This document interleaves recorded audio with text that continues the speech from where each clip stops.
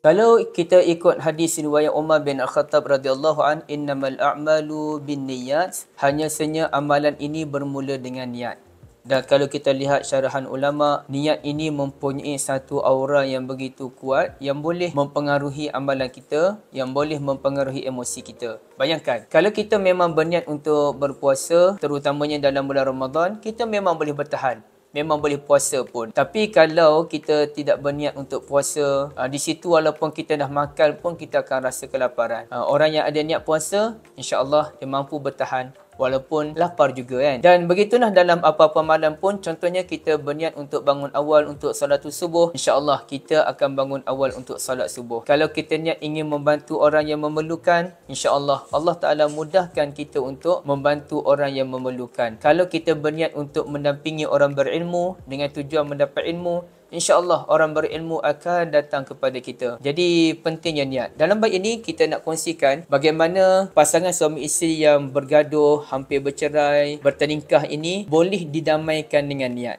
Bagaimana caranya? Saya kongsikan dalam surah An-Nisa ayat 35. Wa in khiftum shiqaqa bainihima fab'asu hakaman min ahlihi. Apabila dan jika kamu takut berlakunya perpecahan antara suami dan isteri, maka lantiklah seorang yang bijaksana kalangan keluarga lelaki, wa hakaman min ahliha, dan seorang yang bijaksana kalangan keluarga wanita. In yurida islahan yuwaffiqillahu bainahuma, sekiranya mereka berdua mahukan perdamaian antara suami dan isteri tersebut, pasti Allah Azza wa Jal akan menjadikan keduanya berpakat baik. Innallaha kana aliman khabira, sesungguhnya Allah Azza wa Jal Maha mengetahui, Maha mendalam pengetahuan. Jadi ayat ini pertamanya kita kena ingat, kalau berlakunya pergaduhan antara suami dan isteri, perkara pertama yang perlu kita buat, elakkan daripada bercerita di media sosial. Elakkan daripada meluah perasaan kepada orang yang tidak dikenali.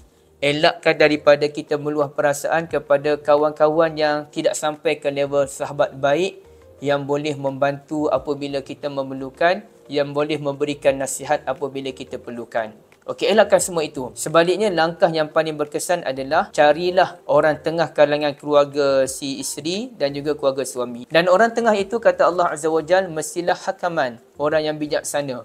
Bukannya orang sebarangan. Mesti orang yang bijaksana yang menjadi wakil keluarga lelaki, tak kiralah si ayah ke, si mak ke, si pakcik ke, tapi orang yang bijaksana kalangan keluarga lelaki dan orang yang bijaksana kalangan keluarga wanita isteri. Bayangkanlah kalau dua orang yang bijaksana berbincang, pastilah perbincangan itu akan jadi lebih baik, bukannya jadi lebih negatif. Dan Allah Azza wa Jalla menyatakan satu poin yang amat menarik, in yurida islahan yuwaffiqillahu bainahuma.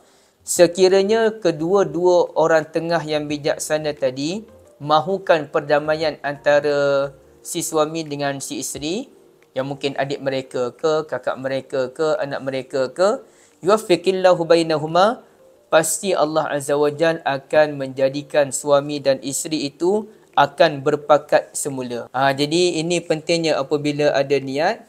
Niat itu akan mempengaruhi perbincangan. Apabila kita ada niat untuk berdamai, orang akan dapat merasai semangat dan aura perdamaian tersebut. Tetapi jika daripada awal lagi kita datang dengan niat mahu mencari balah, maka sengketa yang akan berapi bukannya kesejukan persaudaraan. Jadi sebagai contoh, betapa pentingnya niat ini, saya kadang-kadang sahabat-sahabat dirahmati Allah, bila kita dengar khutbah Jumaat, kita kan bila dengar tu saya akan pusinglah badan saya untuk melihat ke arah khatib. Jadi bila kita melihat ke arah khatib ini, kita nampaklah orang. Ada orang yang tidur, ada orang yang mengelamun. Jadi apabila saya melihat ada orang yang tertidur sebagai contoh, saya pun cuba nak tegur dia. Tapi sebelum tegur tu, saya akan masukkan dahulu perasaan kasih sayang, perasaan persahabatan. Kita tegur ni dengan niat kasih sayang, bukannya kita nak tunjuk action ke, kita nak marah ke, kita nak beremosi ke apa, tak ada. Memang kita nak tegur demi sunnah Nabi SAW. Jadi bila saya tegur tu, alhamdulillah, boleh diterima dengan baik. Begitulah kita dalam kehidupan suami isteri ni, mestilah tak ada pun yang suami sempurna, tak ada isteri yang sempurna. Walau suami tu ustaz macam mana pun, walaupun isteri tu ustazah macam mana pun, mesti ada kekurangan. Tapi kekurangan itu, kalau kita hanya lihat daripada bentuk kekurangan semata-mata, kacaulah hidup kita. Kita perlu melihat daripada positif. Kehidupan ni ada gulanya, ada garamnya.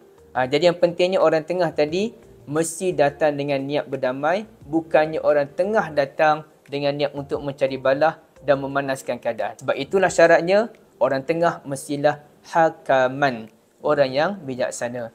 Jadi jangan lupa untuk dapatkan buku Message Deep dalam Al-Quranul Karim. Jangan lupa untuk like, share dan subscribe video ini. Dan untuk mendapat notification, jangan lupa tekan butang loceng.